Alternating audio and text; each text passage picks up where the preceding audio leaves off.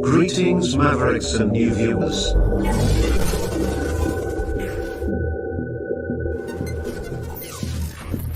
Tonight, direct and live, from the Maverick News Network, World Studios. This is Maverick News with Rick Walker.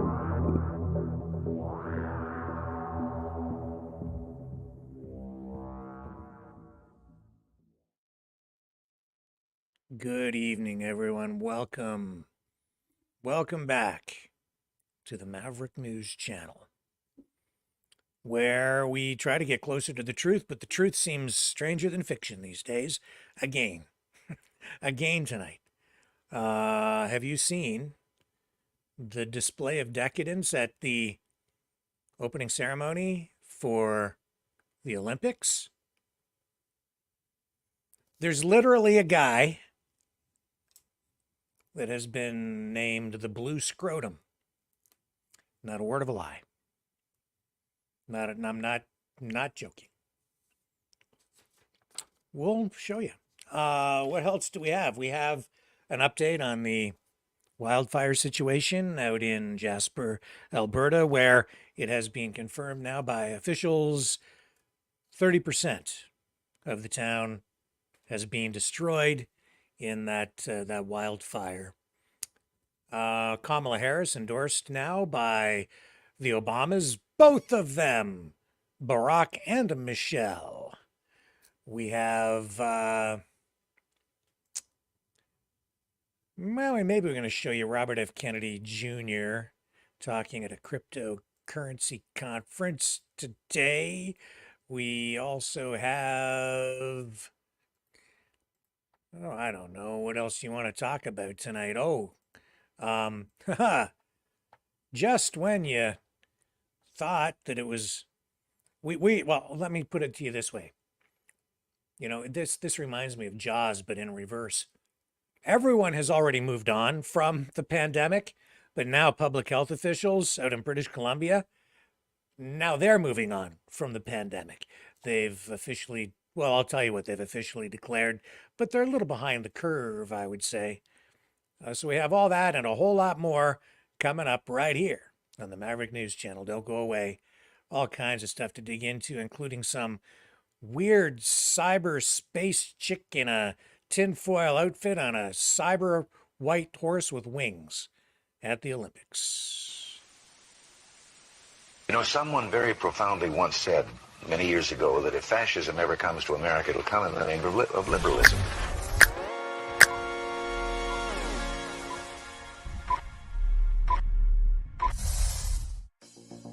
Well, I think it's time we ask ourselves if we still know the freedoms that were intended for us by the Founding Fathers. If we lose freedom here, there's no place to escape to. This is the last stand on Earth. The entire world is watching. Every dictator, every crazy dictator in the world is watching.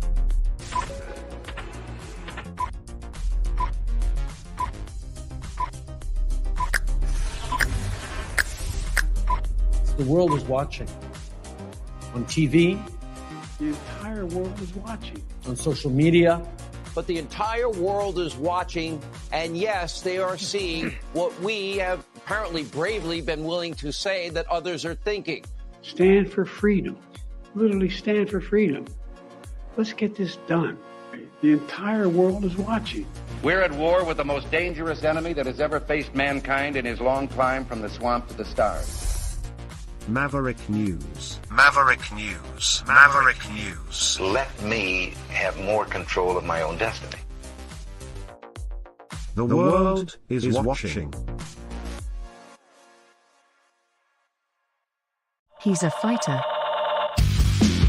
He's a survivor. President Trump, defiant, strong. He is determined to make America great again. Pay tribute to the 45th President of the United States with this collectible t-shirt from the Maverick News Memorable Moments collection. Even a would-be assassin's bullet could not stop him. Instead, he emerged with his fist in the air ready to fight. For freedom. Get your Trump Fighting for Freedom t-shirt with any donation of $30 or more to Maverick News. There are two iconic artistic designs to choose from. but there is only one way to get these. Donate at freedomreporters.com. Support free speech. Free media. Support Maverick News. Call 1-866-248-1490 or order online at supergeeks.tv.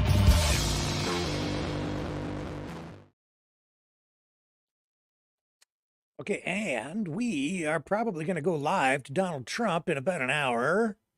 He's at a Turning Point USA event, so we'll probably pick up some of that tonight.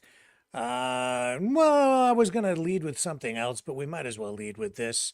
Well, we should, no, I'll come back to Trump, okay? I have a few interesting things about Trump, with Trump, about politics.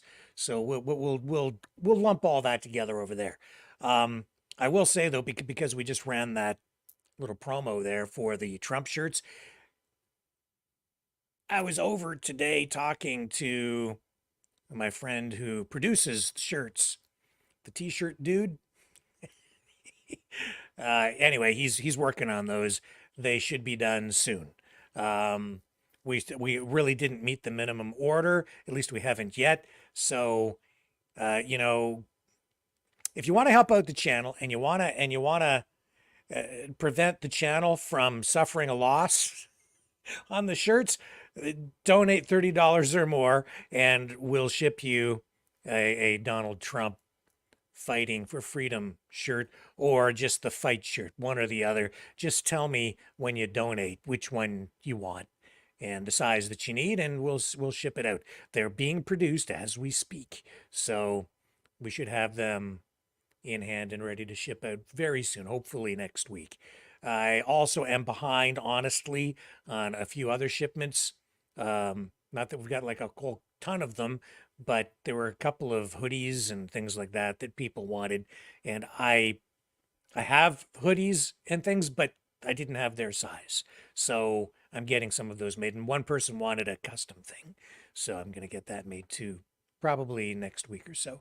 So I appreciate your patience. If you're waiting on something, I haven't forgotten you. It's coming. I just need to make sure I get you the right thing, the thing that you actually want. So working on that. What was I going to do? Oh, yes, that terrible fire in Jasper, Alberta, tourist town, but home to many. And, I think 17,000 people evacuated, a number of days ago. And then yesterday we reported that, massive devastation in the town, wildfire sweeping into the community. And now public officials have confirmed that 30%, a third of the town, has been destroyed by this wildfire. We are going to go out here now to Alberta to pick up this newser with the Premier and other public officials. Fantastic. Thank you for joining us today, everyone. It was encouraging to receive an update today about some of the critical infrastructure that was saved in Jasper, and I'll give you some background on that. And of course, you can see it as well. Rain and cooler temperatures and the incredibly hard work of firefighters have resulted in fire activity that is significantly subdued. However, it is important to note that the fire is still out of control and it remains unsafe for people to return. There'll be some we can't have unlimited re-entry into the park at this time. And I do want to express deep gratitude to the brave men and women currently on the ground in Jasper who are working tirelessly to save as much as they can. We met with a number of the crew who were on the first few days who were fighting, even though in the case of some of them, they lost their own homes. So there is now a change in the incident command, and they're going to continue on with that work. So thanks to everyone for their bravery, for their commitment to keeping Albertans safe, and as well keeping their neighbors safe. So today, as you can see, we had the opportunity to visit the Hinton Command Center and the Hinton Training Center, alongside Federal Minister of Emergency and Preparedness, Harjit Sajjan, Mayor of Jasper, Richard Ireland. We've also got the Mayor of Hinton, who is Nicholas Nissen. We've got Minister of Public Safety and Emergency Services, Mike Ellis, Minister of Forestry and Parks, Todd Lowen, and as well Shane Getson, who will be, he's a neighbor to this riding, and he'll be assisting with some of the inquiries that constituents might be making. It is incredible to see the work that everyone is doing to fight this fire. And here are a few of the things that we have learned. The most significant structural damage is concentrated on the west side of town, southeast of Mayette Avenue. All major infrastructure appears to be successfully protected, including the hospital, emergency services building, both elementary and junior senior high schools, the activity center, as well as the wastewater treatment plant. Damage assessments do continue, including assessment of critical infrastructure. And we do appreciate everybody's patience as we wait for the conditions to become safe enough for a detailed assessment to be completed.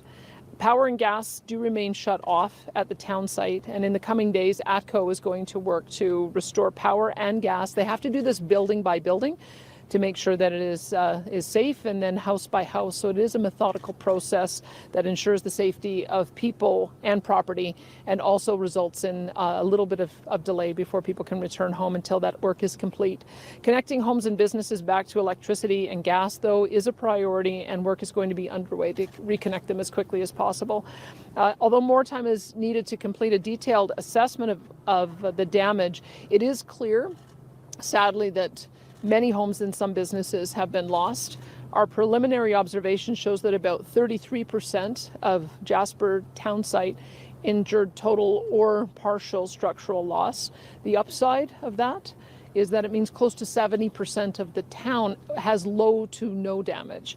These preliminary numbers, of course, better than originally expected. However, the damage is still significant, especially to those who lost their homes and their businesses. And I do want to make it clear that it was the hard work of the firefighters and the frontline workers who protected Jasper from even more damage, and for that we are all grateful.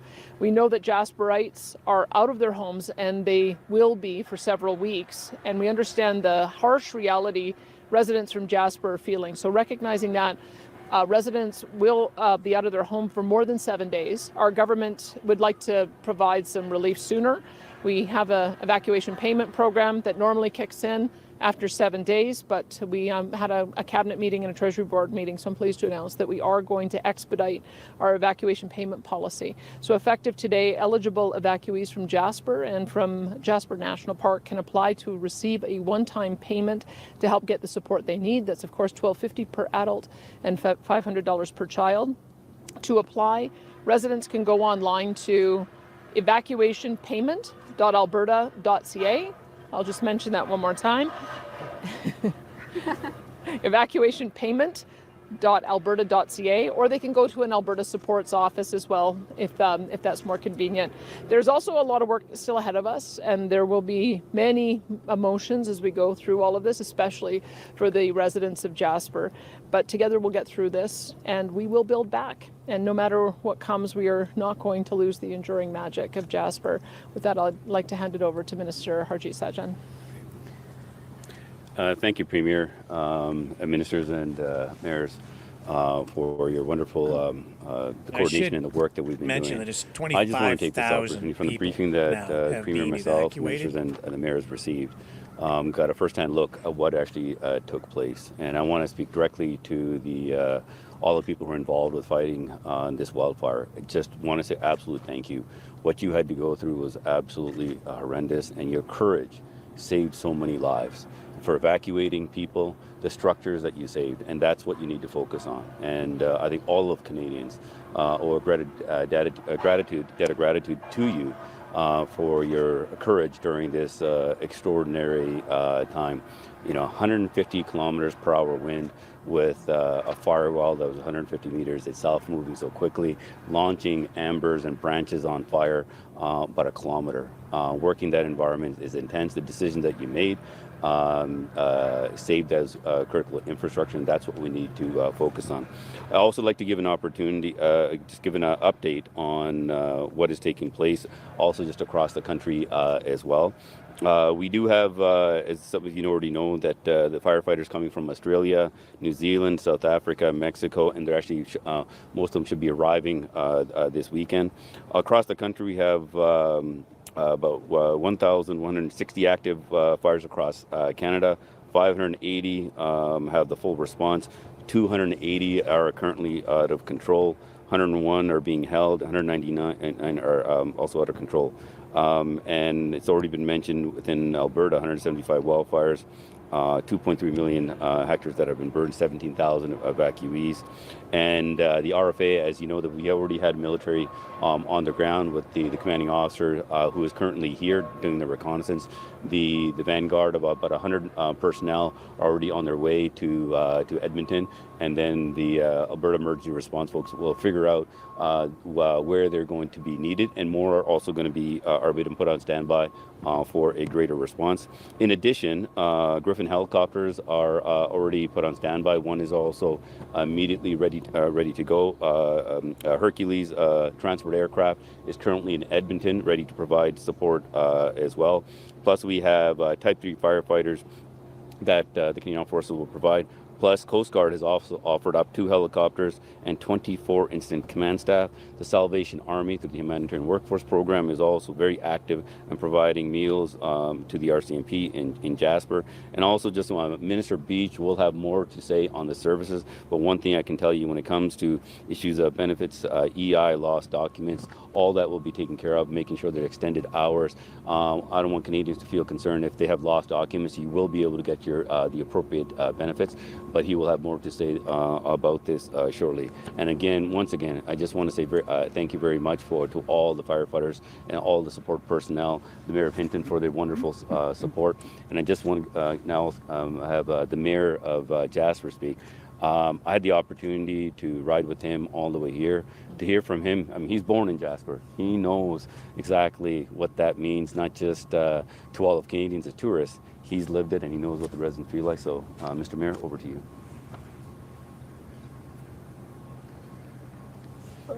Thank you, Minister.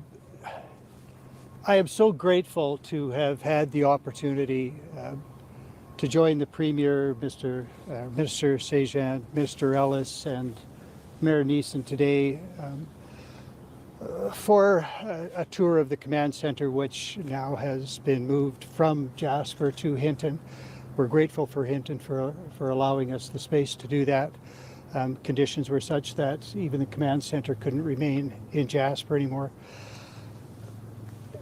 The session we had today was such an opportunity to apprise our partners of the degree of preparedness that existed in Jasper National Park and around our community before this fire struck, and to get a sense of the degree of cooperation and collaboration between all of the agencies and the jurisdictions on the ground. And I think the ministers and the Premier, with the questions they asked, came to the realization that despite the best of preparation, despite the years of effort that we've put into this with training sessions to not only to prepare people to deal with emergencies, but to allow them to work together to understand where they each have strengths and where they have resources that they can draw on collectively. It builds bonds and relationships, and those are so necessary when the time comes to put them into real action. So having seen all that, the circumstances were such that despite all of that preparation, the nature of this fire was such that it humbled the humans on the ground. They did everything they could. They are professionals. They knew what they were doing. They had the resources. They did what they could, but in the face of all that, nature prevailed. All of you have seen pictures of that fire, portions of it as it approached. Walls of flame, 100 meters high, spread across half the valley, kilometers wide, unstoppable. It fell into our community. Even as I said, our team had to evacuate, and I know that I was getting a briefing virtually at the time. when our own resources were forced out of town because of smoke and only those firefighters with breathing apparatus could remain. Some of them remain today. The fire continues in our community. So our first priority is, of course, as it always is, the safety of those people who are still on the ground, doing what they can to protect our community. And of course, they're striving to protect those built assets and the structures. Later today, more details will emerge, similar to what the Premier spoke about. We have a sense of scale of the damage, roughly 30%, and as the Premier quite rightly notes, that means 70% still standing. Doesn't mean they're undamaged. There could be smoke damage, there could be all sorts of issues. But some of our residents, most of them, will have a home to return to. Some will not. There will be a sad mix of people who have lost their homes and their livelihoods. Some will have lost their livelihoods only and still have a home. Some will have lost a home and not their livelihoods. It's going to be difficult. The pain that will be felt almost defies description. It is beyond comprehension. People are still going to come to terms with it, and throughout the day, more details, I think, will emerge, and people will start to get official notification of whether their home and their business still stands or does not. I am going to take a tour with my colleagues, the Premier and the Minister and others later today, and I am prepared for the worst, as I hope most of our community will be, because it will be a difficult experience.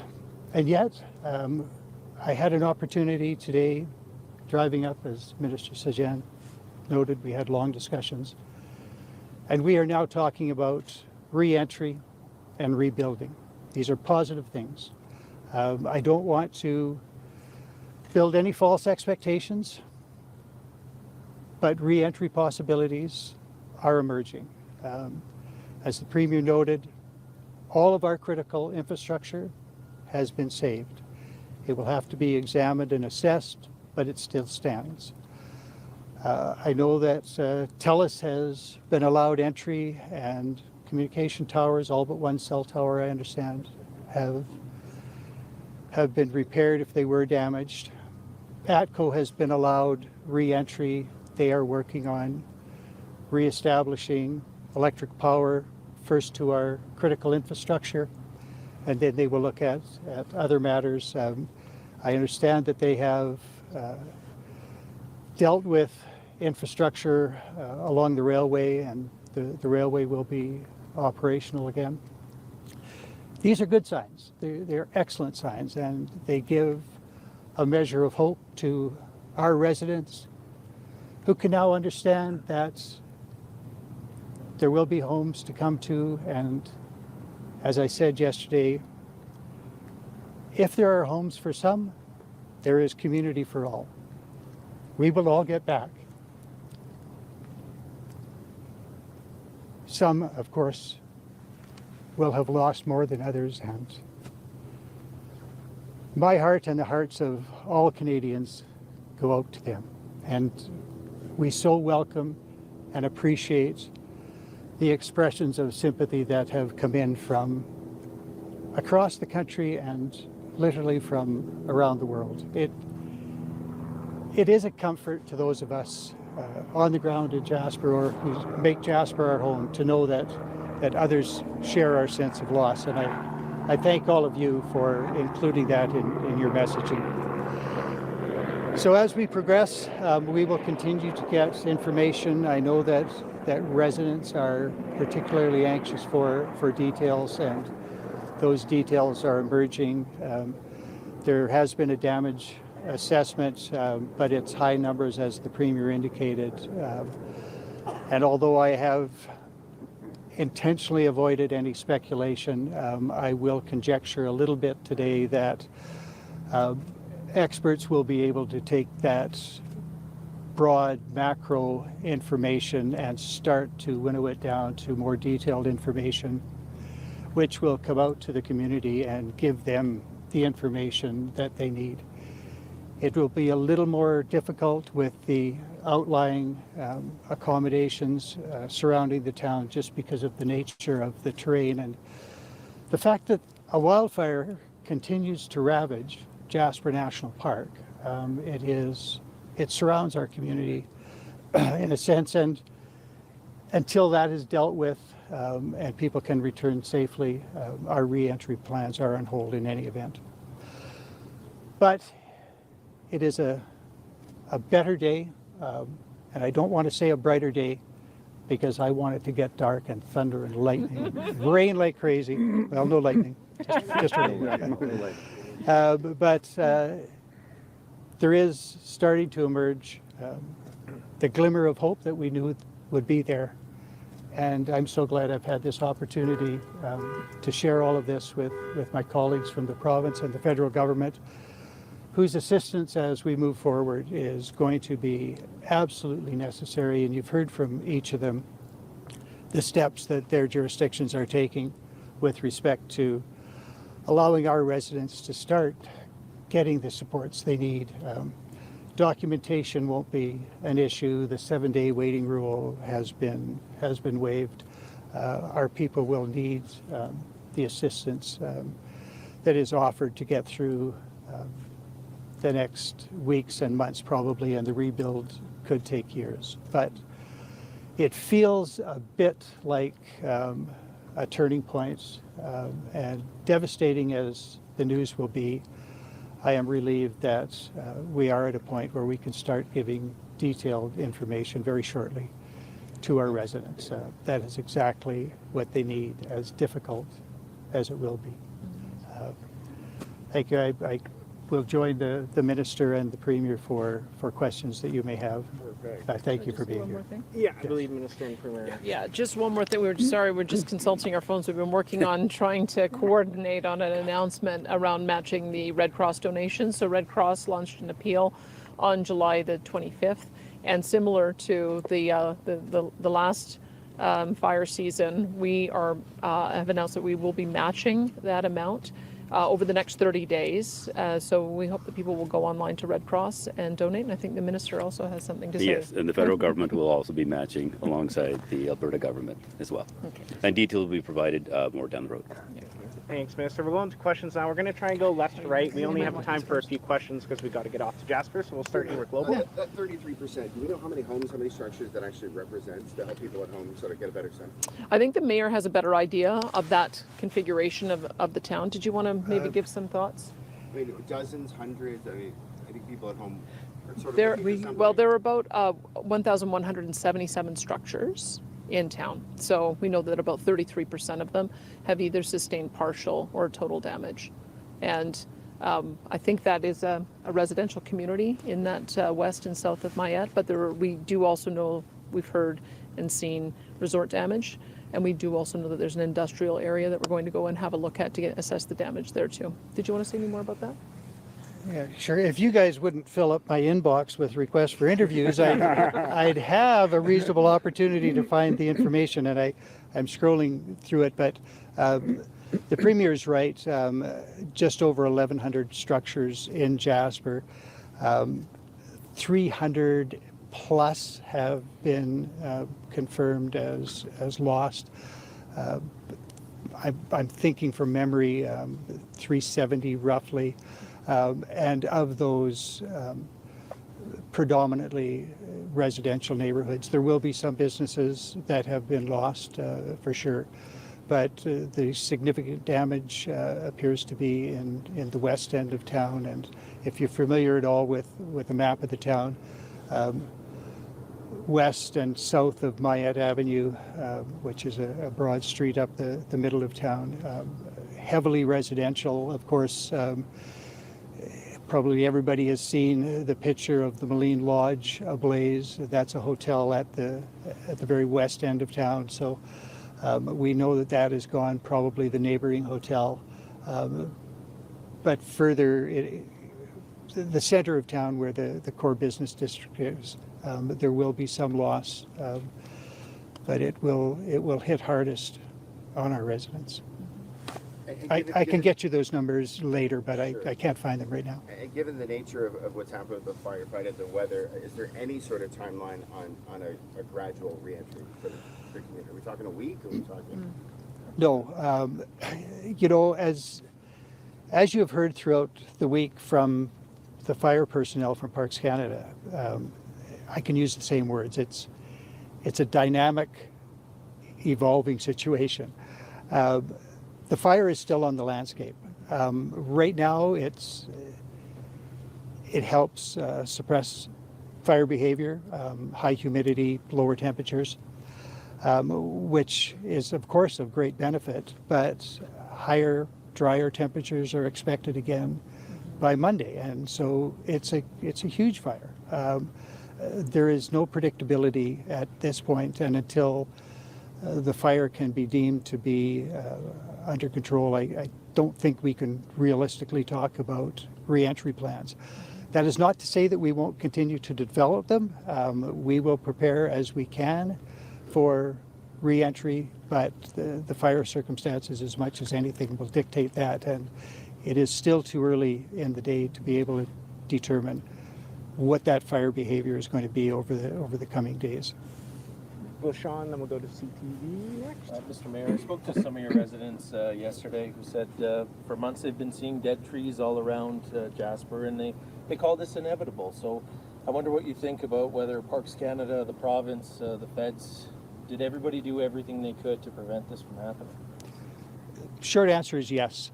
And it hasn't been the last few years. It's been, you know, a decade and more. We live in a forested mountain community. Most of us live there by choice. We love that environment. It is our home and our recreation, and we want to be in the mountains. We want to be in nature, and that means our community is exposed to the threat of wildfire. There are lots of forested communities in Alberta that are exposed the same. Ours is different in that it is mountainous terrain, and it is more than just our business center. It is our recreation center. So we use that part all the time. The extent of the forest around us and the condition of the forest absolutely affected by pine beetle, but on such a massive scale that it would be unreasonable to think that we could have prepared. The preparation that was done thoughtfully and professionally, with assistance from the province, with assistance from the federal government, with assistance from the municipality. Fire guards were constructed surrounding the town. What we could do to protect the town was done, and yet, as humans, we stand humbled in the presence of nature. This fire was enormous. It was fast-moving. I heard today new information that in the last stages of the fire, as it approached the town and was of enormous size, the wall of flame that I discussed earlier, it got pushed by winds of up to 125 kilometers per hour. That's certainly unusual for our mountain community, but that's what happened. In the face of that, to save lives, as is our first priority, as it always must be, firefighters had to withdraw and get out. And so, yes, conditions were indeed present for that sort of calamity. Steps were taken to protect us, but we simply cannot do enough to protect us against all risk, and that is what befell us. Correct. And we'll go to GTV here next on Radio Canada. Yeah. So there are no doubt that speaking to people from Jasper, the smaller community, they probably all have your cell number. How have those conversations been? We heard from Tourism Jasper yesterday in a statement that the resolve and strength talking about how the mountains have stood for millions of years and will continue to stand with their return. we're not going anywhere. What sort of sentiments are we hearing? I am hearing similar stuff. I hope that the messages that I have delivered about resilience and strength and rebuilding are more a reflection of the community than myself. I mean, I have the honor and the privilege to speak on behalf of the community. I think I know the community. I think what I am expressing expresses their views, and the feedback that I've got from community is that it does. They of course are grieving, and some will be in deeper grief, perhaps today, perhaps tomorrow when they find out news. And yet, this is a community that they chose, and they will choose to come back and rebuild. So I think those sentiments are accurate. And yes, the mountains have been there, the mountains are still there, they will be there, and so will our community. All right, Minister Simon, backing up on Sean's question, there has been some criticism about military appearance, about fire preparedness, pine beetle killed trees. What's your response to that? In fact, actually, as the mayor talked about it, the briefing that we got, the preparation that has been done here has actually been first class, and from tabletop exercises to actual drills on the ground with all the different agencies from the provincial, federal, everybody involved. In terms of fire smart, what I was told is this is one of the most fire smart communities in the country. Is actually was the first fire smart program was done close by? Yeah, it was done there as well. And sometimes you can do the best you can, but when you look at the analysis of what took place, and they're taking some very good notes right now, because these winds that came and that shifted, it just changed the whole calculus. What type of fire break do you need for something like that when it's a kilometer long, where ambers are flying that much? So this preparation was done. What we need to do is start looking at what are these weather pattern shifts, and we've seen in other communities where, traditionally where you see a fire, it's moving at a certain pace, winds normally going in a certain direction, but all of a sudden the wind shifts, and like the town of Enterprise last year, what took the same took place. And so we've been getting together as ministers at all levels of Indigenous leadership as well, learning those lessons and trying to apply them across the country to update our fire smart programs. And what we are also doing is working with private partnership to look at what type of analysis is needed, because a fire smart program needs to be different all across the country. Yes, the pine needle has an impact here in Alberta and British Columbia, but each community needs to be analyzed very differently to making sure that what is not just the fire guard needs to be created, what type of vegetation needs to go in to actually slow things down. West Kelowna was I saw the firsthand where things were fire smarted in a good way. Those communities weren't, that fire didn't come through. But other communities where it wasn't, you can see the fire just went right through very quickly. The other aspect is also very important. I think it's important for Jasper is because the fire smart program that they have done, the regrowth actually happens a lot faster. So to answer your question, we're actually been already talking about how do we use these lessons, about how to apply them across the country. But in this case here, the mayor stated, Mother Nature in this case here just won out with sheer ferocity of what took place. And I just don't want any of the firefighters on the ground to think all their preparation that they've done, the work that they did, all the briefing they got, is honestly, they saved lives. The decisions that they made, the structures, the critical infrastructures, all of them are intact, right? It's because of their work. And I just want to say thank you for them. And we're going to take the lessons learned and try to apply this across the country for them. Thank you. Can I just pop in? Sorry, just because I know you'll want accurate information. We just got these numbers. They're preliminary numbers, but so they are subject to change. But we have 1,113 structures in Jasper, 358 destroyed, and 7 damaged. Premier, I just want to pick up on that question because do you feel that Jasper National Park has been properly managed when it comes to forestry management? Because you're dating back to 2018, we have scientists calling this a powder keg waiting to blow up Jasper National Park. And the concern was that not enough had been done in that time. So do you have concerns with how the federal government has managed this? Look, I don't want to point fingers unless we're managing our own resources perfectly as well. So I've asked Todd Lowen to take a look at the province-wide aging of our forestry stands, because what we find with this particular type of forest, it gets old and dies around 100 years. And so we need to understand what the level of the fire risk is, and then also look at our own provincial parks to see if there's more that we need to do to clear out some of that additional growth, and work collaboratively with the federal government and all of our national parks to see if we can have a coordinated strategy to remove some of that overburden. I don't know, Todd, if you want to comment more on that. Pardon me. Yes, our forest here in Alberta it's traditionally been a fire-developed forest, and we've taken fire off the landscape for decades now, and that has affected our forests across the province. And definitely we need to look at doing more forest management, both with prescribed burns and harvesting the forest, to make sure that we have a mosaic on the landscape instead of a single-aged structure. When we look at I think a lot of Albertans that I talk to, they love the way the forest looks right now in their community, and they don't want it to change, but that's not realistic. That forest will change, and it'll change either by us changing it or by a devastating wildfire coming through and changing it.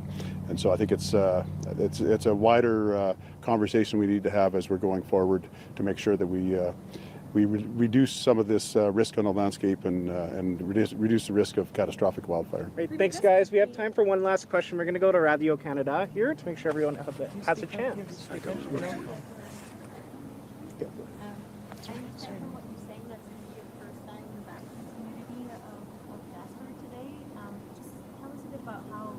Are you preparing? What are your kind of anticipating or expectation of what you're going to experience? Firstly, I'm preparing to be away from the cameras. I don't know what my reaction is going to be. It has been a really difficult week. And although I am grateful for this opportunity, I approach it with the knowledge that it is going to be potentially extremely painful. But I think on behalf of the community, it's important that I go and get a sense of what we have to work with. I have been apprised, as have all of you now, where the fire did the most damage, and that's where my home is. So it's likely to be jarring, and I'm doing my best to prepare myself for it. How I will react remains to be seen. And did you have follow-up? Yeah, just to follow on. Yeah. Residents will see you in there, and they'll see people and a camera there, and they might also react to the fact that they're not allowed. And so, maybe what's your message to them? Yeah. So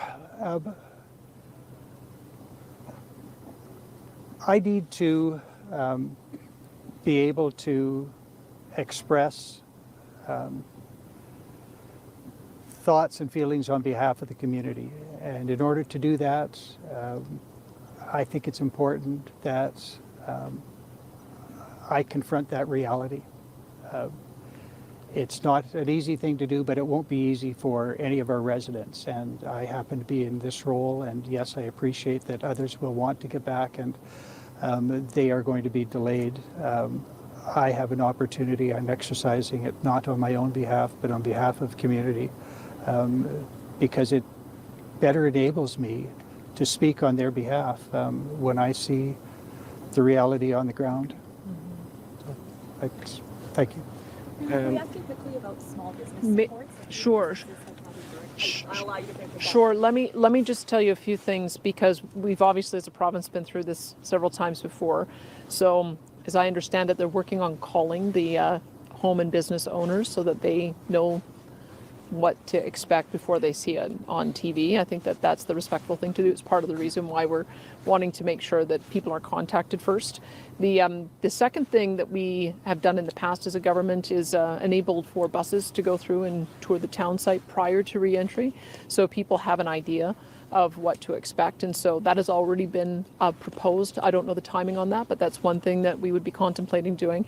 The third thing is we're arranging for telephone town halls. I believe my communications for public affairs is aiming for Monday to begin the first telephone town hall. And during last year's fire season, when we had 45,000 people evacuated, we're about 25,000 people evacuated in total right now. We continued that on. We had about 20 town halls that we did so that we can answer questions as they go. So there'll be a constant stream of information. I also understand that there's going to be a technical briefing by the officials today at 2:30. I believe so. 2:30, so you'll be able to get a little more 2 p.m., pardon me, 2 p.m., so you'll get more information on that. And we'll continue to do the daily technical updates, the daily situation report. From time to time, if there's an announcement we need to make as government, we'll do a press conference as well, or Mike or Todd will. But that's kind of we want to be able to learn from some of the practices that worked well in previous incidents so that we can bring those forward.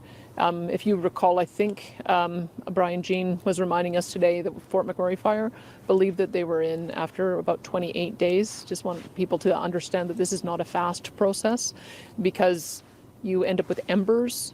Embers can ignite, and we don't want anybody to be in their home and then all of a sudden there's ignition. We also want to make sure that if there's damage to gas pipelines, that homes are re-energized and put onto gas without leaks. So those things just take time going one by one. So that's part of the reason for the delay. But I just wanted you to be prepared for some of those things.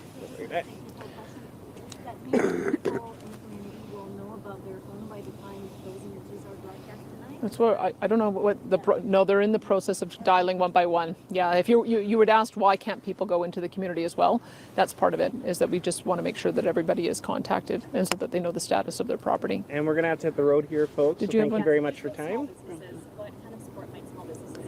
We'll look at previous programs and see what works, but this is one of the reasons why it's so important to have the Red Cross program, that often Red Cross is able to partner with local community groups, identify those needs with local chambers of commerce, local food banks, local animal shelters, local homeless shelters. They act as a bit of an aggregator for all of that contribution. That's why we're happy to be able to match it. The federal government's happy to match it. And then we'll identify, working with the folks on the ground, the kind of supports that they need and try to replicate previous programs that have been successful. But it's a bit soon until we actually get a lay of the land, which we're going to go do right now to see what the nature of the need is going to be. Okay, that'll do that. Should also note that the wildfire situation, especially out in California, also very serious. Still dealing with a serious situation around the community of Chico, California, where we told you last night one man was arrested. He's been charged in connection with starting that blaze after investigators determined that someone set a vehicle on fire and then sent it down into a gully, and then it ignited surrounding brush and trees, and it's just erupted since then. I think some 70,000 acres have burned as a result of that, or more, probably more by now. So with all that being said, here's a reminder that later tonight, 10 p.m. Eastern, we'll be back with Maverick Midnight Matinee, and tonight's feature presentation, Chariots of the Gods. Chariots of the Gods, the international bestseller by Eric von Däniken that shattered conventional theories about history and archaeology. Now Sun International brings it to the screen in a startling new film. Chariots of the Gods explores von Däniken's controversial and explosive theory that beings from other galaxies visited Earth in ancient times. Did a genius from another world design the pyramids? Is there evidence of a prehistoric airfield in the Andes? And what about the giant stone faces that brood over Easter Island? All over the Earth, the evidence is there. For an intriguing, fascinating, mind-opening experience, see Chariots of the Gods, rated G.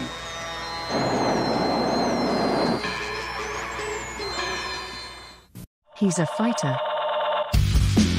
He's He's a survivor. President Trump, defiant, strong. He is determined to make America great again. Pay tribute to the 45th President of the United States with this collectible t-shirt from the Maverick News Memorable Moments collection. Even a would-be assassin's bullet could not stop him. Instead, he emerged with his fist in the air ready to fight.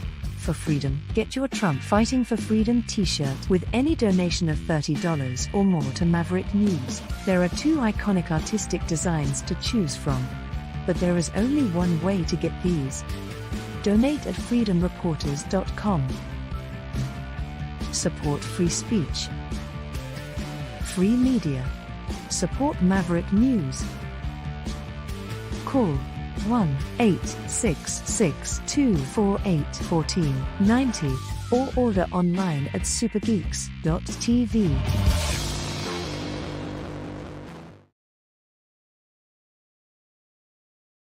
Okay, I am back.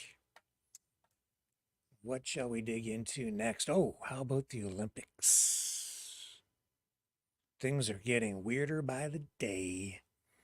It was quite the spectacle, but nothing more spectacular than the blue scrotum. I am not kidding.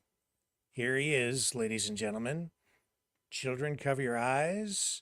Faint of heart, cover your ears. Not that there's any audio here, but cover your ears anyway, because even this is so decadent, your ears will blush. The blue scrotum.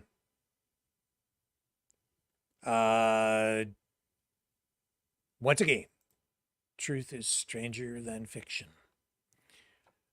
What can I say other than I don't know what the hell is going on anymore. We saw Celine Dion. We saw Lady Gaga at the Olympics. We saw, what else went on there today? We saw, I can't show you everything because I don't want to get hit with a copyright strike. And, you know, as much as this is about amateur sports and human achievement, it's also big, big business. And everything related to the Olympics is protected by territorial broadcast rights, huge money, advertising contracts. Celine Dion was the grand finale of the show. It ran more than 3 hours, featured performances, as I said, by Lady Gaga and I think Quebec performer was there too, Charlemagne. Took to the stage. But it was a display not just of entertainment, it was a display of decadence. And I don't think that's an understatement, especially with the blue scrotum taking to the stage. Unbelievable.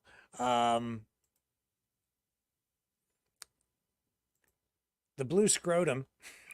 Oh my God. Am I really saying this?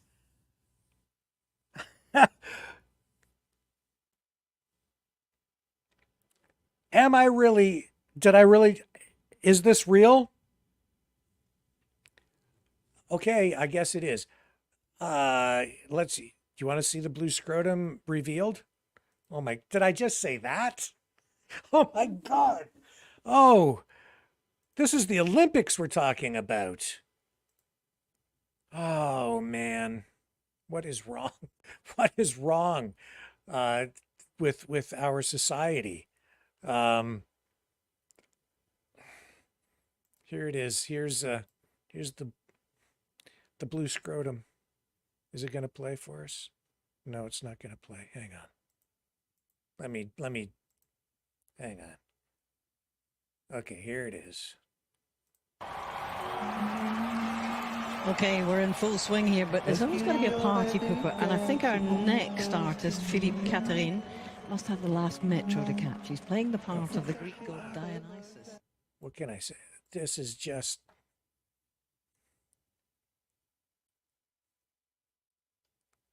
Okay, I'm gonna dump out of that because, well, copyright and I just that we've seen enough. I've seen enough. Here's some other images. Lady Gaga's performance there. You had this was a spectacle of buffoonery. The flag.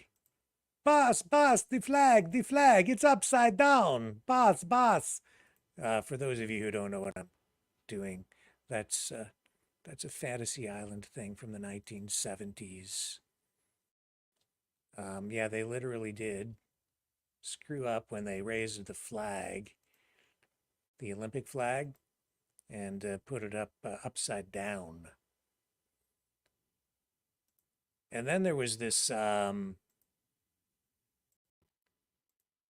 mystery rider. This was weird. This is weird too, man. Let me bring it up. I'll show you. So the mystery rider comes in on this white horse thing, and the mystery rider is wearing like a tinfoil aluminum whatchamacallit thingamajig alien spacesuit thing, and then carrying the flag, I guess. So I don't know why. I don't know what it's about. I don't understand. Maybe I'm just too old. It seems scary and very alien. I would imagine you're going to have a lot of people finding satanic imagery in this stuff. I bet you it's coming out. There it is again, the white horsey with the alien space rider tinfoil armor suit on thing, collecting all the 5G radiation and retransmitting it out into the audience to activate the 5G adrenochrome graphene oxide stuff thing, I guess, at the Olympics today. But hey, it's 2024 and marijuana's legal, and there's a magic mushroom store just down the street. I don't know what else do people want? Well, they want, here's a horsey thingy at the Olympics. This is my very technical, learned Olympic play-by-play. He shoots, he scores from a horsey thing. What is that? I don't know. Yay! They're off to see the blue scrotum. It's just weird. Okay.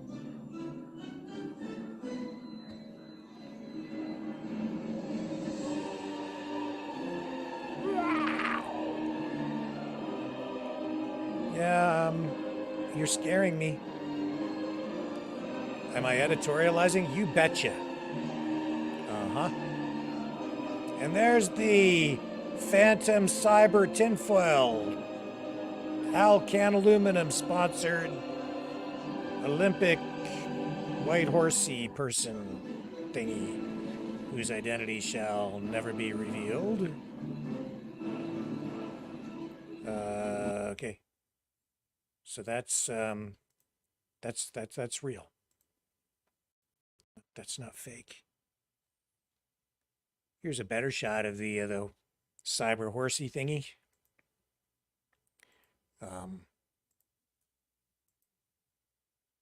This is again I went to school for journalism to bring you this. I'm a professional. Here's the horsey thingy. Ceremony in the stadium. Galloping. Temporary here includes the arrival of the Olympic. Why does this look like something very sinful to me? Down the river. Something seems very not right about it, but I can't quite. Maybe I'm just not well versed enough in satanic imagery. Doesn't it seem like evil to you? Or is it just me? Anybody else? I'm going to look in the chat. Isn't it weird? Things are getting too freaking weird, man. For me. I have no interest, honestly, in watching the Olympics now. Not that I really did to begin with, but this is just, it's too freaking weird for me. I guess I'm just too straight-laced and I'm old. I'm an old fuddy-duddy. An old fuddy-duddy, that's what I am. Do you know what a fuddy-duddy is? You're looking at it. That's what a fuddy-duddy is. Definition of fuddy-duddy? Right here. Except I'm a nice fuddy-duddy. When I was a kid, there was a guy who lived across the street.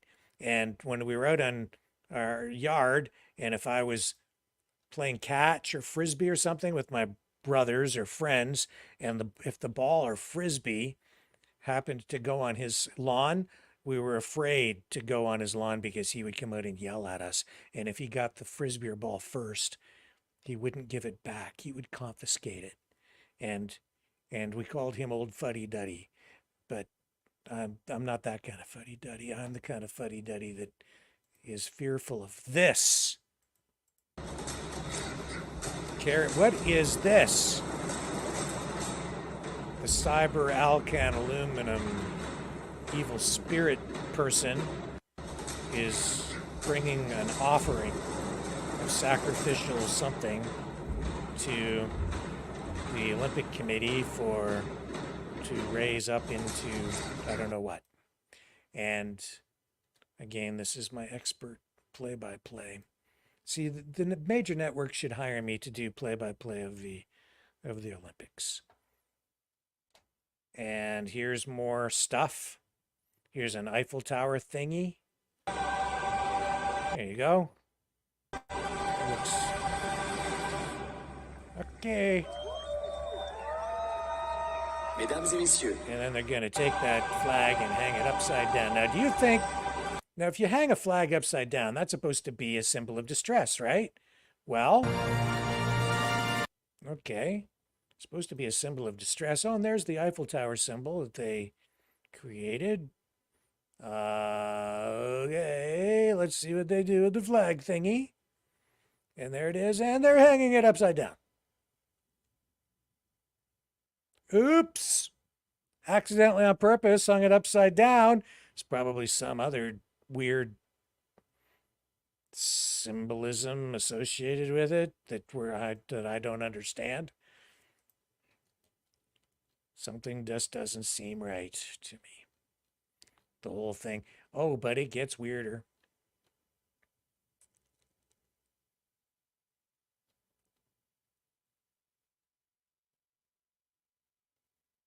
And then there was this boat thingy. I don't understand. Like, here's Haiti, I guess. Haiti. Where was this? I guess all the different countries, I guess, represented as these boats are floating down the river. Yay! And they're off to see Blue Scrotum Man, too. See, that's like the X-rated version of the Blue Man group, right? The Blue Scrotum Man.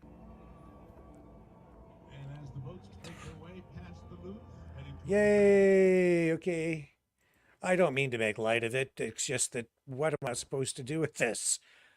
What am I supposed to do with this? So they had Snoop Dogg, the king of pot, carrying the Olympic flame.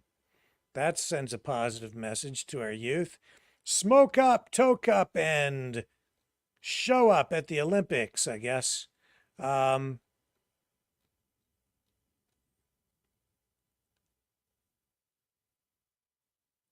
Is Snoopy Doggy?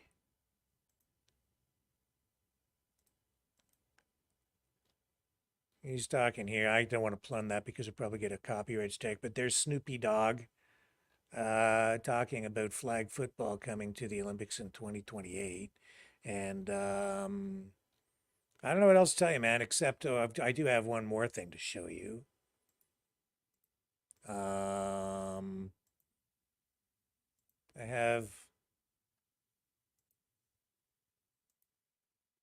have a woman with a beard, or a bearded man with a woman's thing doing another thing, dancing sort of thing at the Olympics. Here, hang on. Too many clips to show you, man. Too many. What do you guys think? Is this too much? Is it over the top? Is it too weird for you? It's too weird for me. I think anyway.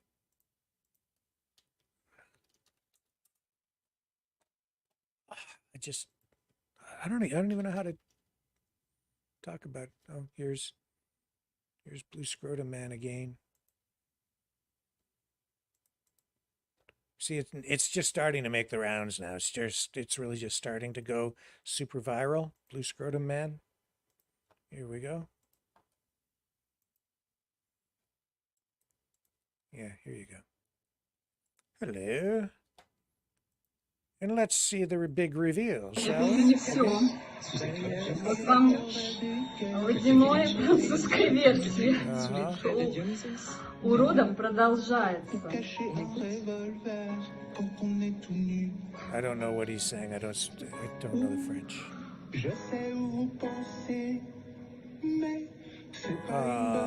Okay.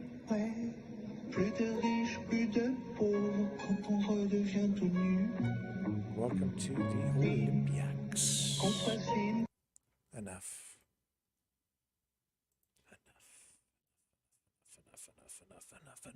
Enough. Here's the other clip that I wanted to show you. And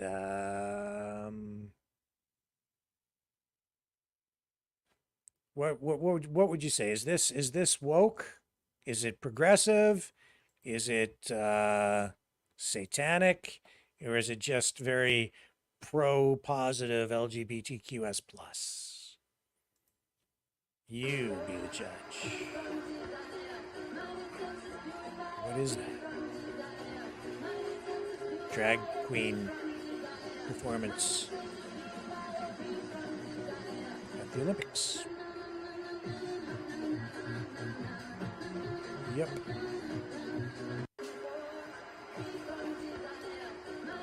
Why? I don't know.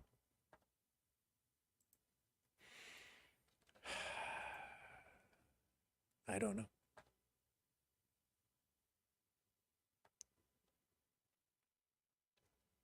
You know, this reminds me, well, makes me think, not that I was in ancient Rome, but it makes me think about the fall of the Roman Empire. Now, you think back to ancient Rome, you explore the rise and the fall of history's most legendary civilization. The grandeur of Rome or Paris. Architectural marvels, military conquests. It was a sophisticated society, powerful, dominated the world. You want to talk about a one-world government. But under that veneer of greatness, there was this insidious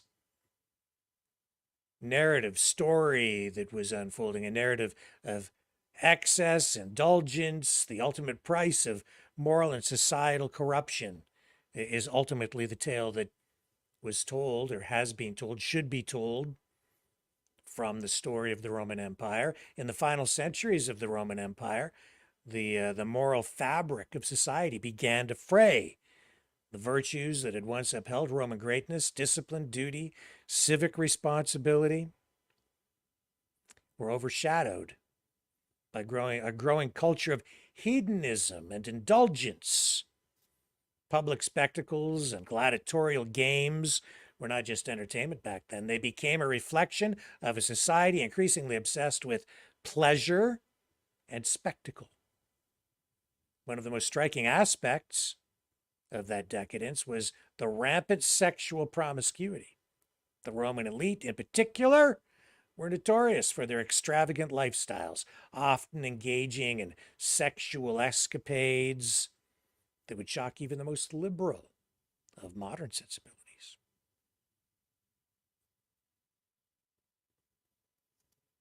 The upper echelons of Roman society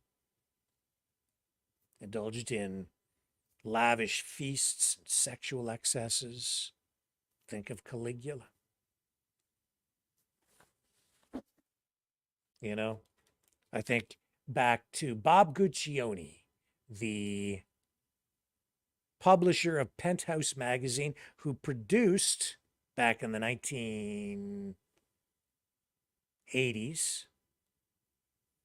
the movie Caligula with Malcolm McDowell, which was distributed in mainstream movie theaters. In a way, that signaled modern societies, modern American societies' entry point, in a way, into the similar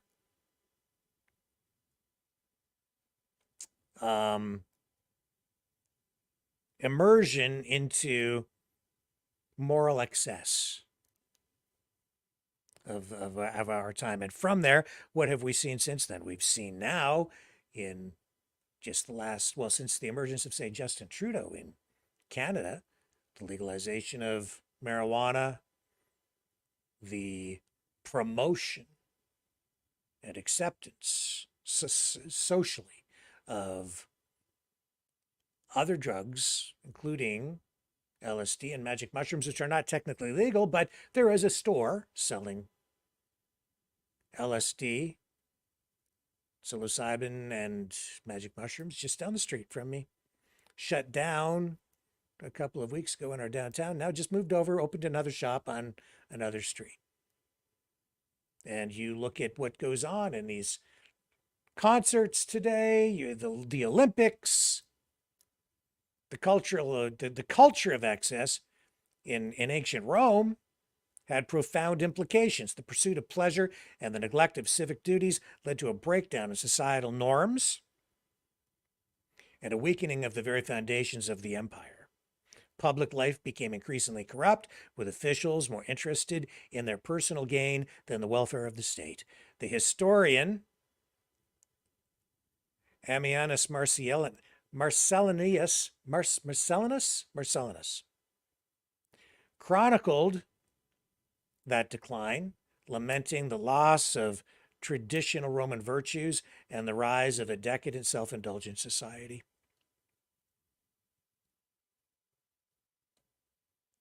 You know, this moral and societal collapse was a significant factor in the eventual downfall of the Roman Empire. As external threats from barbarian invasions grew. Sound familiar? The barbarians are at the gate. Yeah, but we're having an orgy. Rome's weakened and morally bankrupt society at that time was ill-equipped to respond effectively to the barbarians at the gate. The once mighty empire, weakened from within by its own excesses, ultimately succumbed to the forces that it could no longer fend off. The story of Rome's decline should serve as a cautionary tale for us, a timeless cautionary tale that should resonate right now for us. It reminds us that the strength of a society lies not only in its military or economic power, but also in the moral and ethical values that underpin it. I have said many times, sitting in this very chair, that our society has lost its moral compass. Not that I want to sit here and be a super square fuddy-duddy, a stick in the mud, I don't want to have any fun kind of guy. But when I'm sitting here watching what we just witnessed at the Olympics, it just suggests to me that maybe, just maybe, we need to dial things back a little bit and and take stock of where we're at as a community, as a society, as a country, lest we risk losing it all. I shall return. You know, someone very profoundly once said many years ago that if fascism ever comes to America, it'll come in the name of liberalism.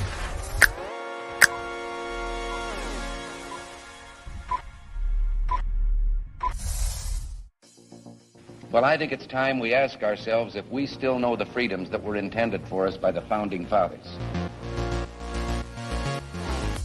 If we lose freedom here, there's no place to escape to. This is the last stand on Earth. The entire world is watching. Every dictator, every crazy dictator in the world is watching.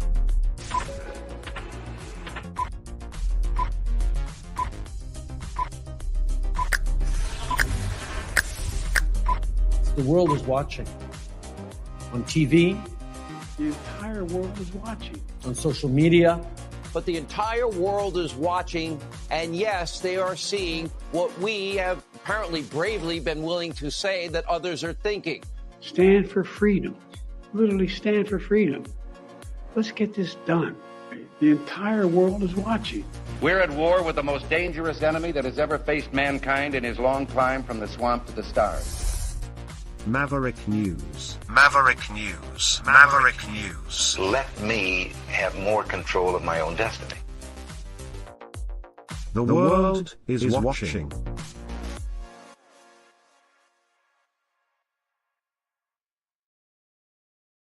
Let's go live now to West Palm Beach, where Donald Trump is speaking and taking shots at Kamala Harris. It got worse.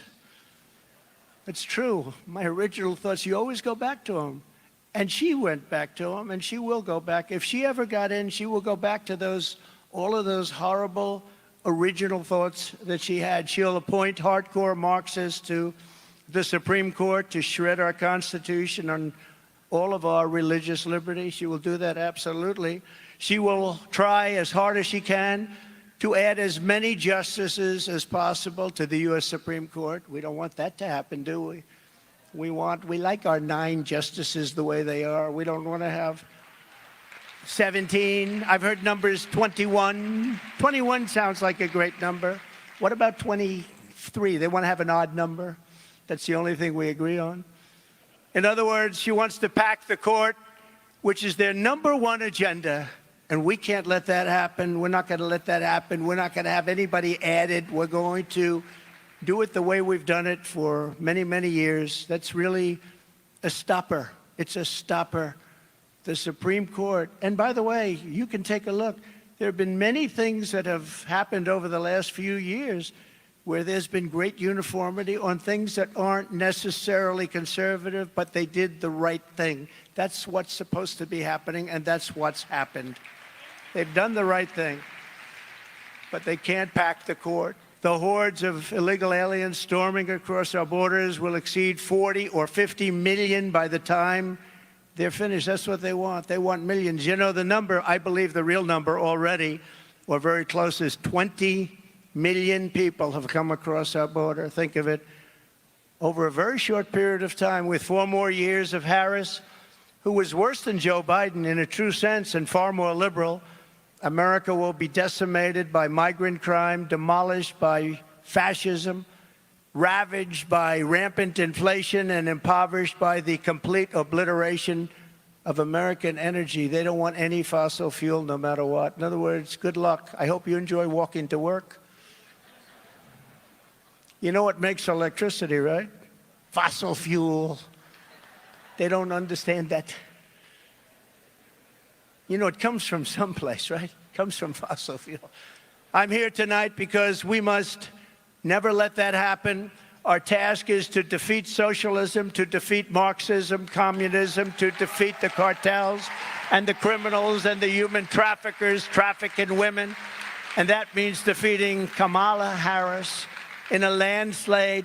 We want a landslide this November. We want something too big to rig, too big to rig.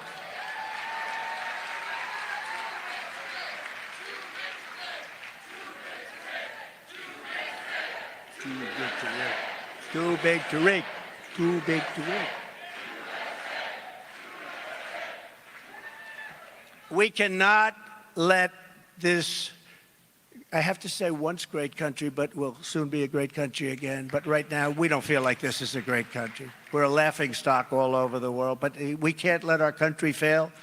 As everyone here understands, the radical left ideology Kamala supports is really militantly hostile toward Americans of faith. And you saw that during the pandemic where people couldn't get together. Even when they wanted to get together with big spaces outside, they were ravaged. As a senator, she viciously attacked highly qualified judicial nominees simply because they were members of the Knights of Columbus, suggesting that their Catholic faith disqualified them from serving on the federal bench. And I'll tell you something. I don't know, we have a lot of Catholics in here, probably not too many. How many Catholics do we have? Whoa, it's a lot. I don't know how a Catholic can vote for the Democrats because they're after the Catholics. Almost as much as they're after me. I would say I top you, I'm proud to admit. But they're really after the Catholics. And, you know, I met today with Bibi Netenyahu, and I will tell you, I asked him a question, and he said he's getting asked that question a lot. I said, how can a Jewish person or a person that loves Israel vote, think of this, vote for these parties? I mean, how can they vote Democrat? How can they vote for these horrible people that want to destroy? But I asked him, how do they vote for Democrats? Everything is negative.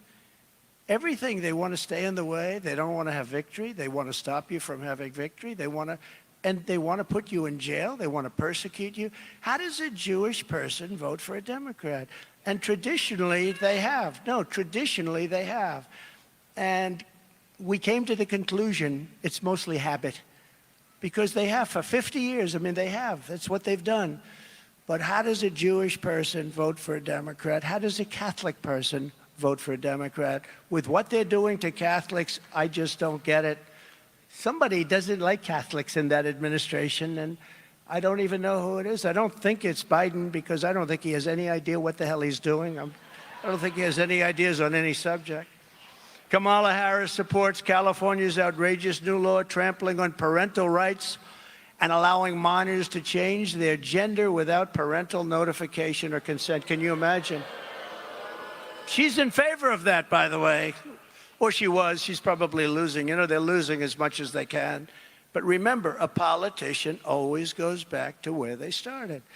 Harris wants to forcibly compel doctors and nurses against their will to give chemical castration drugs to young children. You know that, right? She totally supports that. And she supports the Biden-Harris Title IX policy of forcing every public school in America to let men into women's and girls' locker rooms. Can you imagine? It's like, what are we doing? What? You know, the whole world is laughing at us. You do know that, right? We've gone wacko. As president, I will protect the safety and well-being of America's children. I will defend the values of the American family. And above all, I will restore common sense to Washington, D.C., because Republicans, and I said this for the last year, and I think it's so true, we're conservative and all of that stuff. But you know what? We're the party of common sense. Common sense. We want borders. We want security. We want safety. We want good education. We'd like low interest rates. We'd like to be able to buy a house. We want safety, though. We want safety. We want strength. We want wisdom. We don't want to have an electric car where everybody has an electric car that doesn't go far, is made in China, costs too much. And by the way, and I want to thank Elon Musk for endorsing me, by the way, I have to tell you.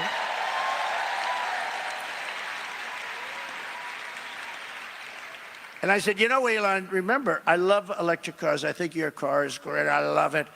But it's not for everybody.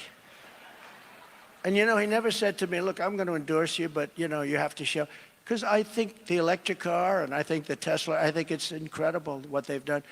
But there are other reasons, like sometimes you want to drive long distances. You don't want to stop. You know, in the Midwest, someplace in the Midwest, they put up 8 charging stations. You know that, right? They spent $9 billion.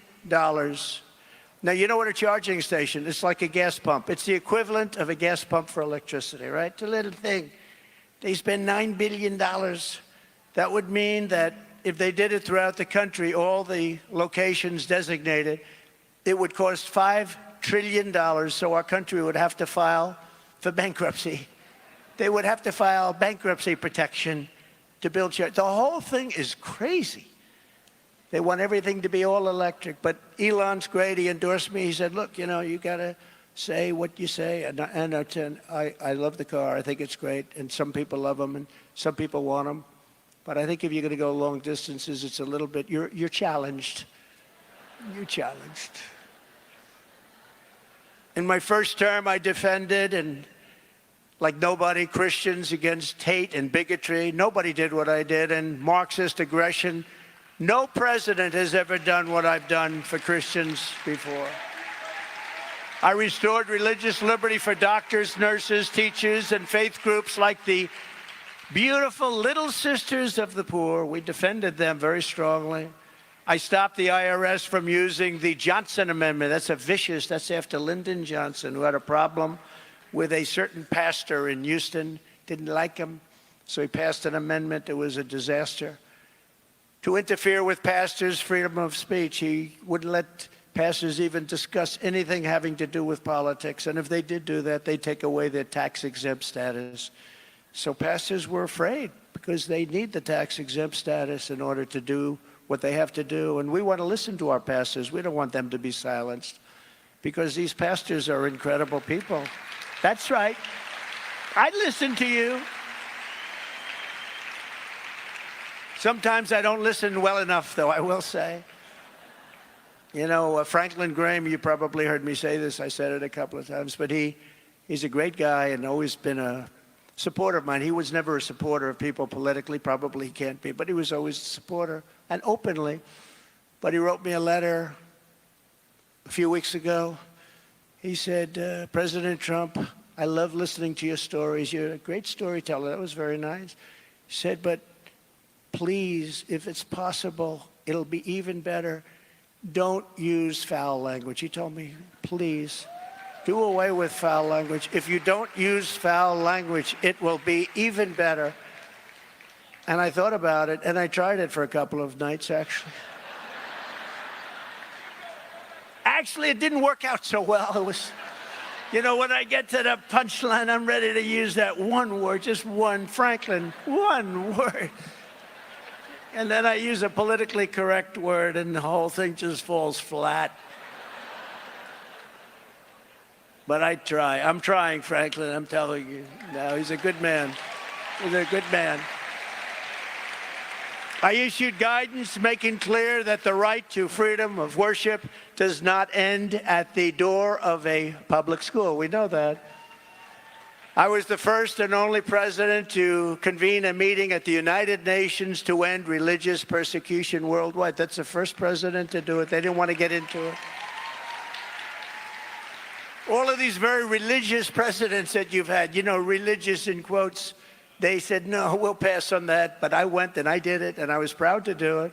For 4 years, I stood proudly with our friend and ally, the State of Israel.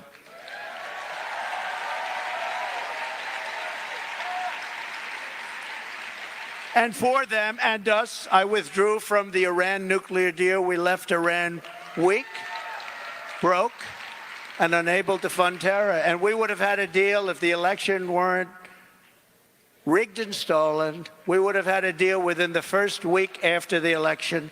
Instead, Iran is now a very wealthy country. They were a poor country. I said, nobody can buy from them. If you buy from them, you can't do business with the U.S.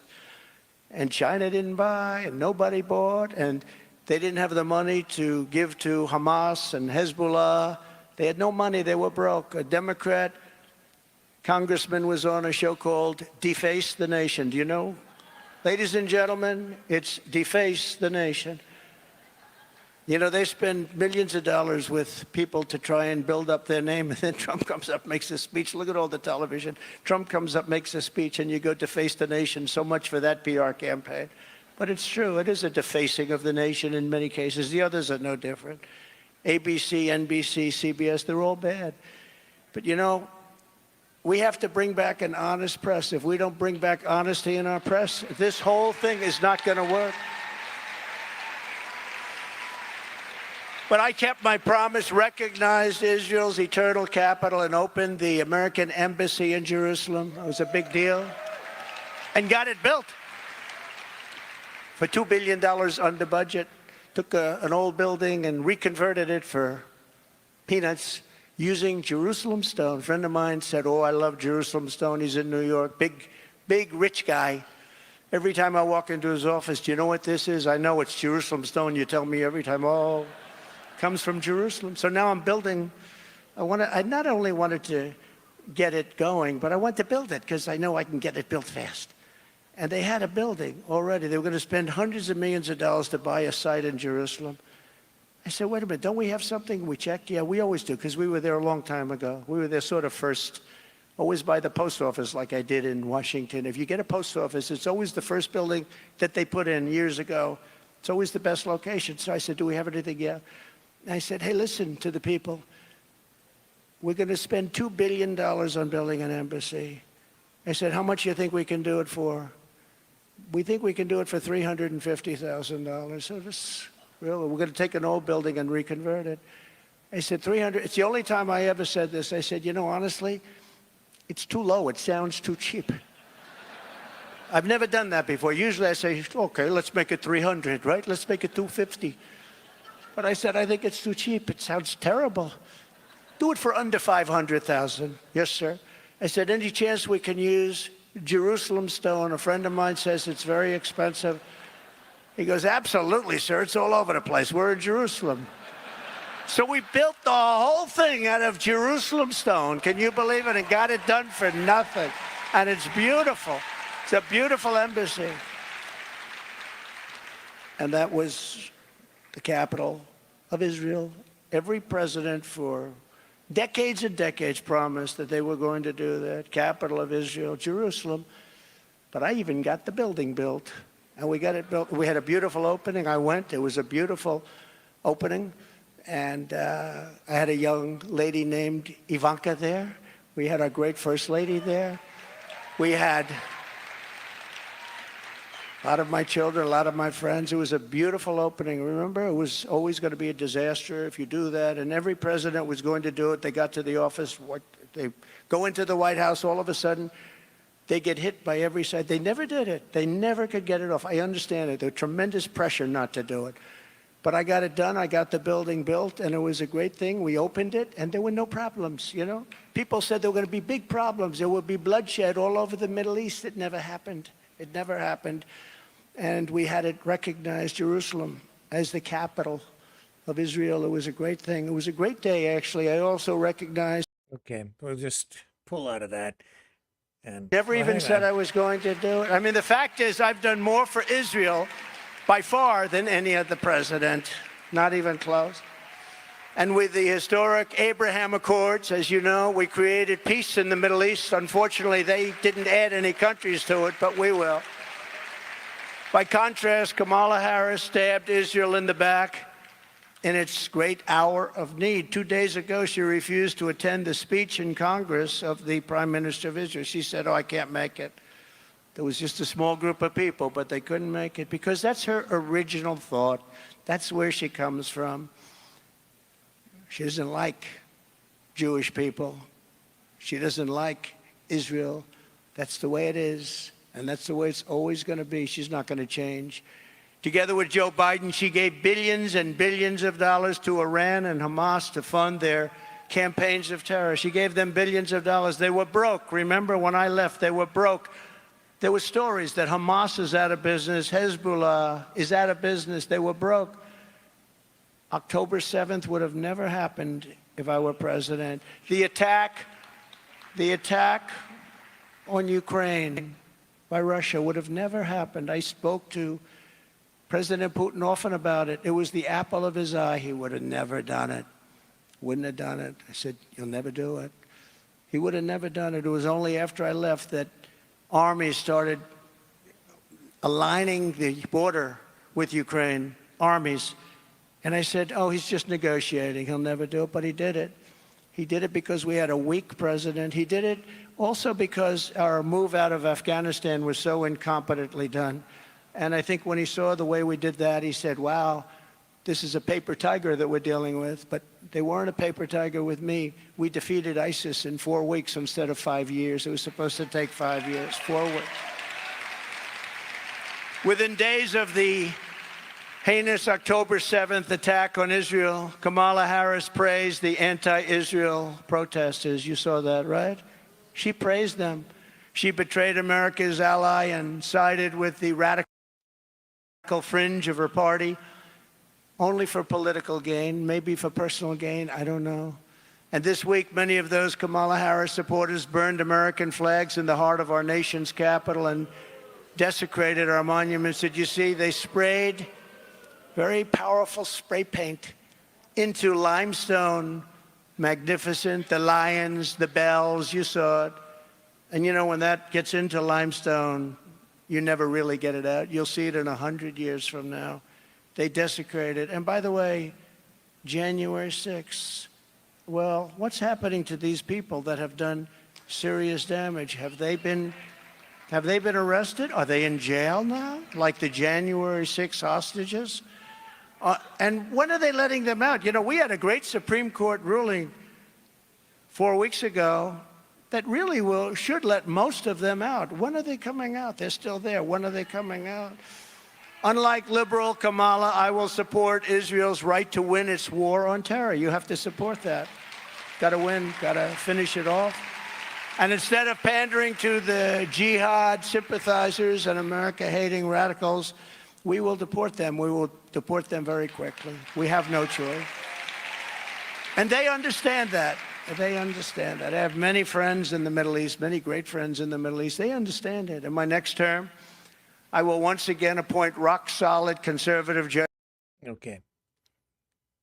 We will pause that, and yeah, we'll just take this little short break and then come back, and there's more ground to cover tonight as we continue to bring you the top news stories of the day.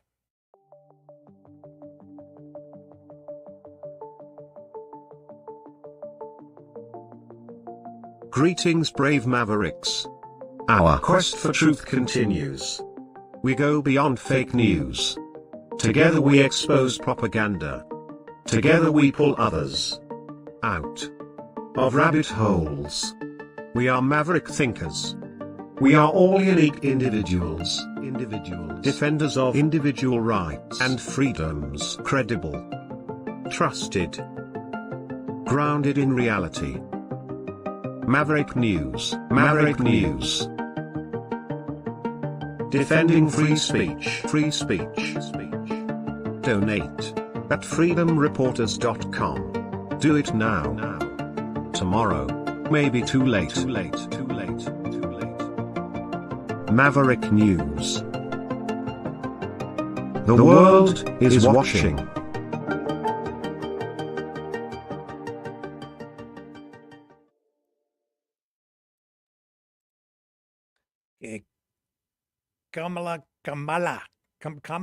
Kamala Harris has an endorsement now from the all-powerful Barack Obama and Michelle. And this is not staged at all. This is 100% organic. This just happened. There just happened to be a camera there. They just happened to capture it just on the fly. What luck. Just coincidence to be there to pick this moment up. Here's the big moment. Kamala. Hello. Hi. Hey there. Oh, hi. You're both together. Oh, it's good to hear you both. I can't have this phone call without saying to my girl Kamala, I am proud of you. This is going to be historic. We called to say Michelle and I couldn't be prouder to endorse you and to do everything we can to get you through this election and into the Oval Office. Oh my goodness. Michelle, Brock, this means so much to me. I am looking forward to doing this with the two of you, Doug and I both, and getting out there, being on the road. But most of all, I just want to tell you the words you have spoken and the friendship that you have given over all these years mean more than I can express. So thank you both. It means so much. And we're going to have some fun with this too, aren't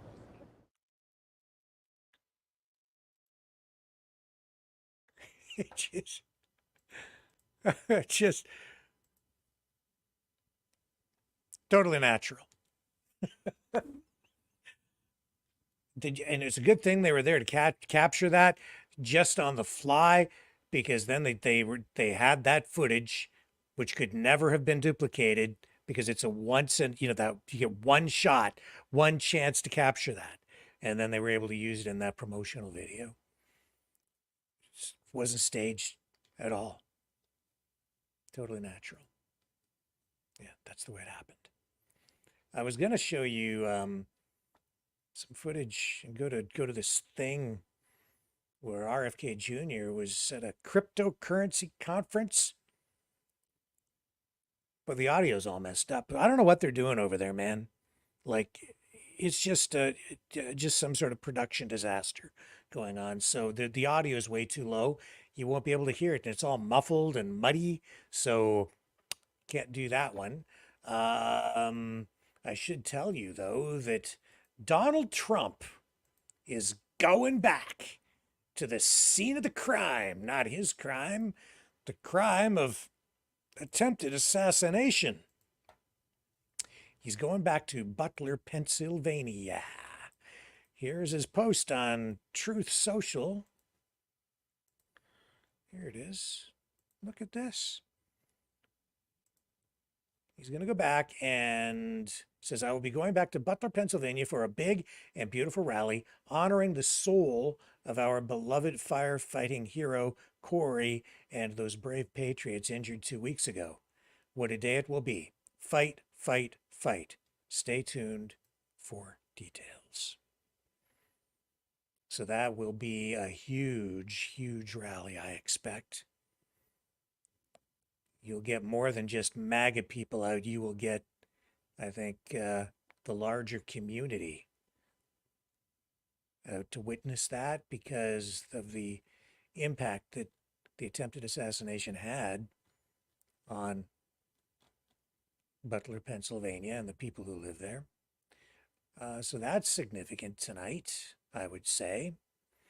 And while all that's going on, you have James Woods taking a pot shot at Kamala Harris. Also on Truth Social tonight.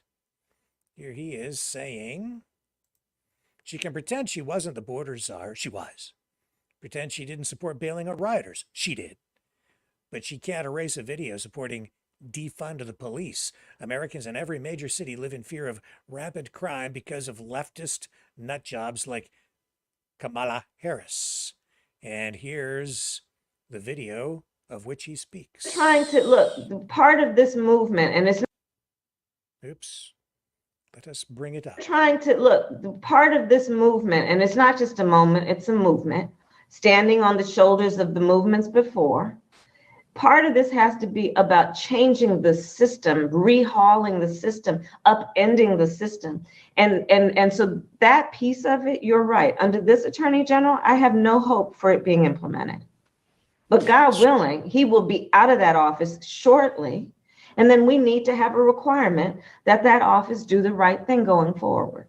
So then if you're for overhauling, where do you stand on defund the police? Look, right. So here's the thing, defund the police. The issue behind it is that we need to reimagine how we are creating safety. And when you have many cities that have 1/3 of their entire city budget focused on policing, we know that is not the smart way and the best way or the right way to achieve safety. For too long, the status quo thinking has been you get more safety by putting more cops on the street. Well, that's wrong.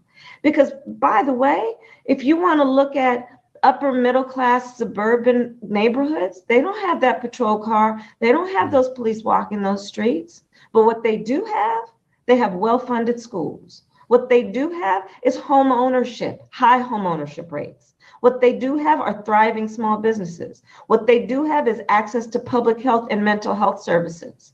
So this whole movement is about rightly saying, we need to take a look at these budgets and figure out whether it reflects the right priorities. Gots to defund the police. And the UK has dropped. And a second here. Dropped its challenge against the ICC arrest warrant for Benjamin Netanyahu. At least their plan to challenge it. In other words, it's like, go ahead and arrest him.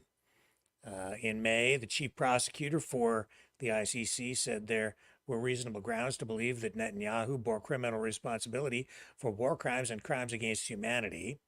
And the previous UK government, Conservative, had indicated that they planned to make a submission to the court. They questioned the right of the prosecutor to apply for a warrant, but they hadn't done so before the election. And now, of course, you have a new Labour government in place. And not surprisingly, to me anyway, they're now saying that, you know, they're not going to challenge that.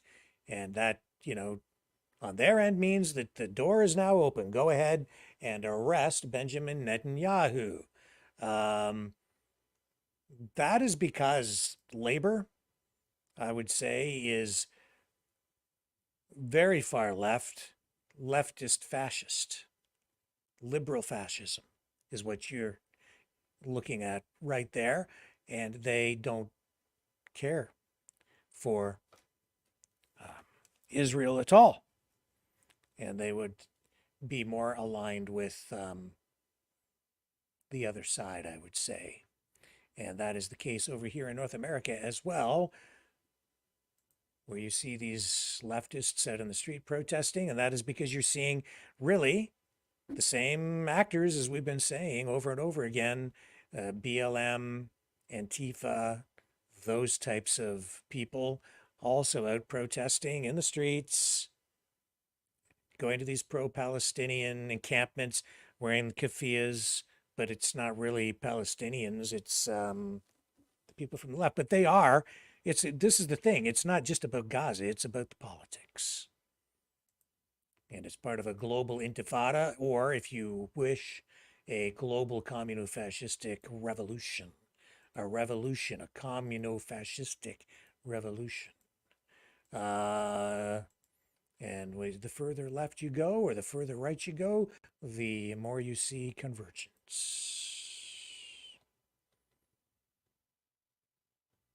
How about Kamala's other new commercial? You want to see that one? Elon Musk posted this and added the notation, "This is amazing." And then, of course, I think he was being sarcastic because, as you know, he has come out to endorse Donald Trump, although he said, and it was acknowledged by Trump afterward, that no, he is not giving Trump $45 million every single month.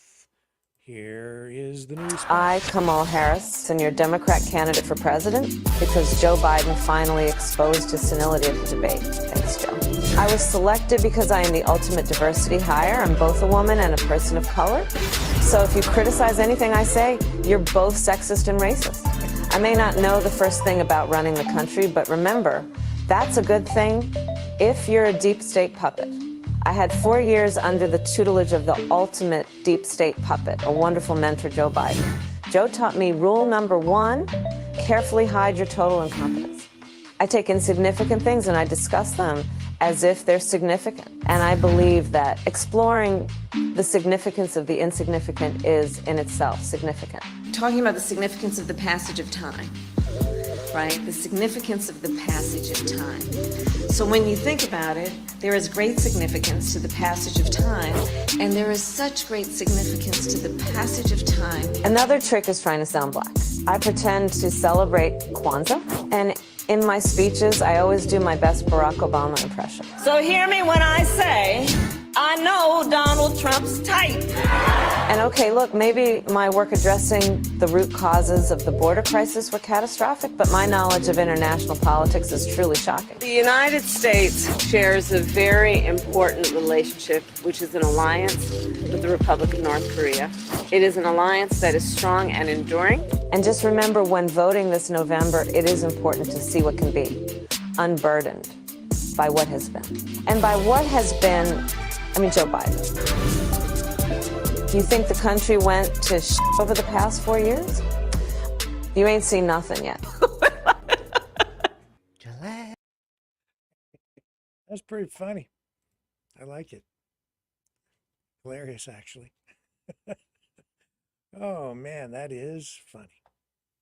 Where are we at with time tonight? Is there anything else I need to touch on here? Let me see. I had a lot of stuff queued. Oh, yes. I better tell you about this one. Out in British Columbia. This is crazy. The provincial government, here it is here, has basically they're getting around now to rescinding the public health emergency for COVID-19. Yeah. So here's the top doc for British Columbia, province of British Columbia, Canada. Here we go. Provincial Health Officer, Dr. Bonnie Henry, and invite her to the podium. Dr. Henry.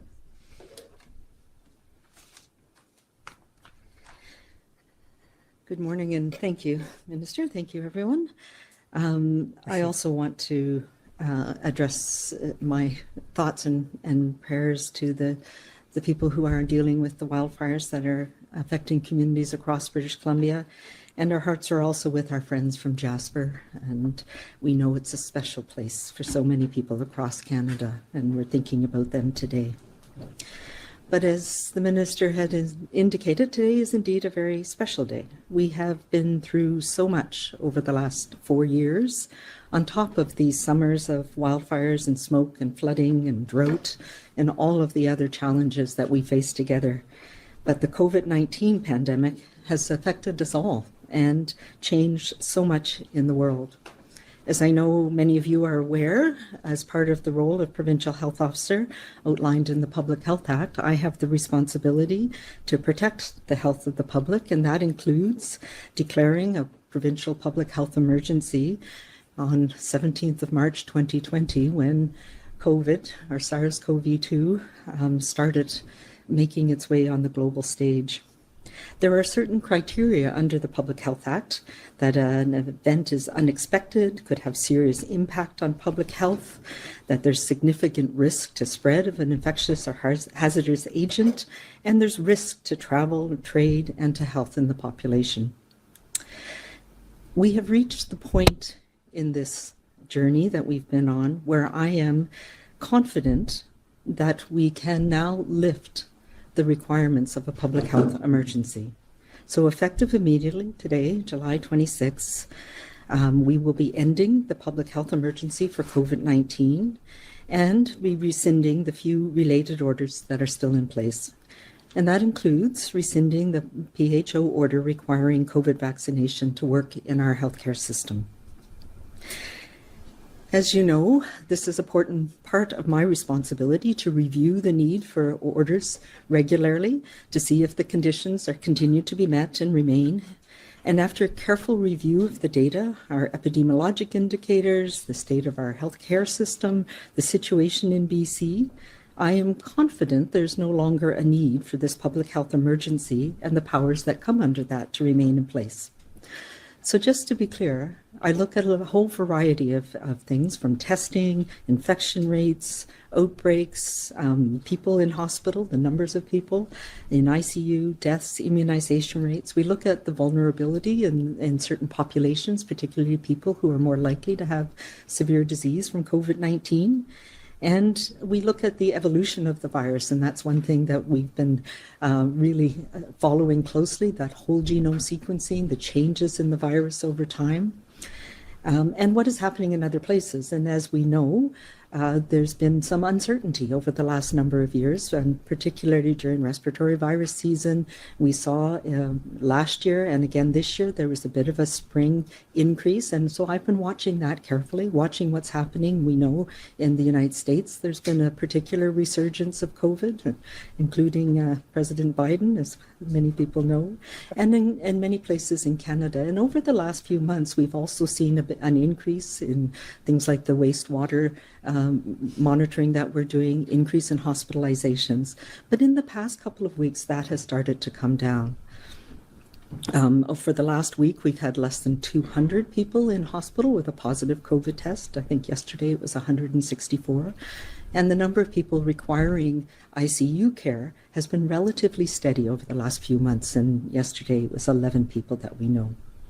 We know that Omicron is still the predominant strain that is circulating, and we've been following the evolution of Omicron, and it has not changed as quickly as what we were seeing in the early times of this pandemic, when there were major shifts in different strains of the virus. And we were just talking about how in the winter of 2021, and when Delta really devastated our healthcare system just as vaccine was coming available.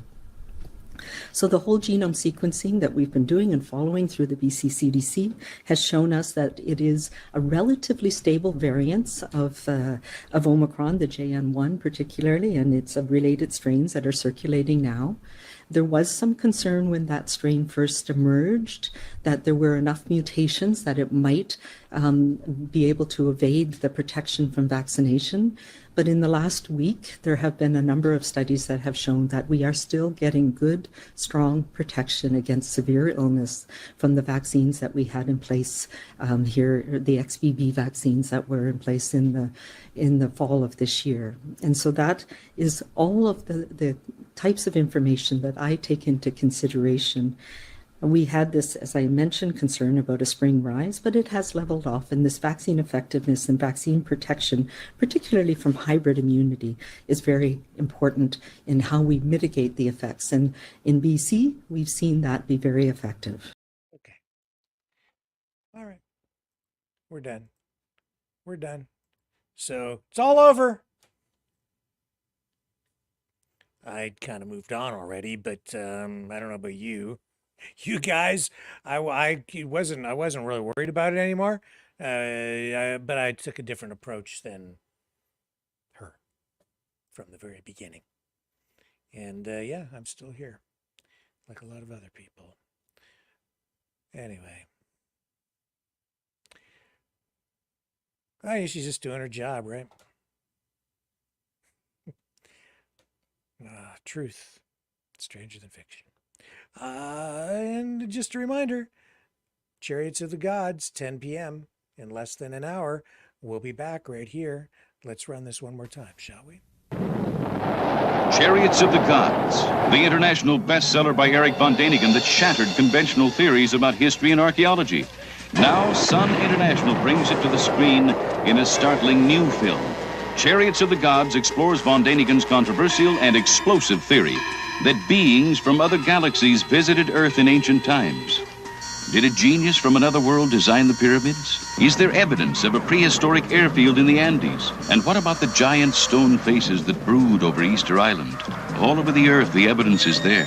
For an intriguing, fascinating, mind-opening experience, see Chariots of the Gods, rated G.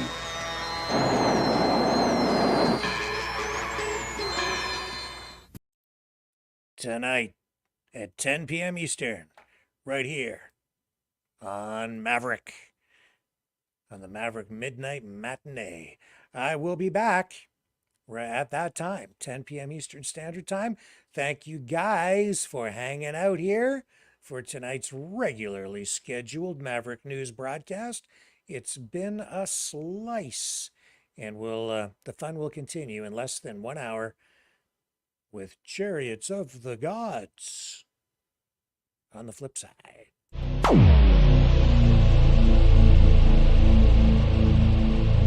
This has been a Maverick Multimedia production.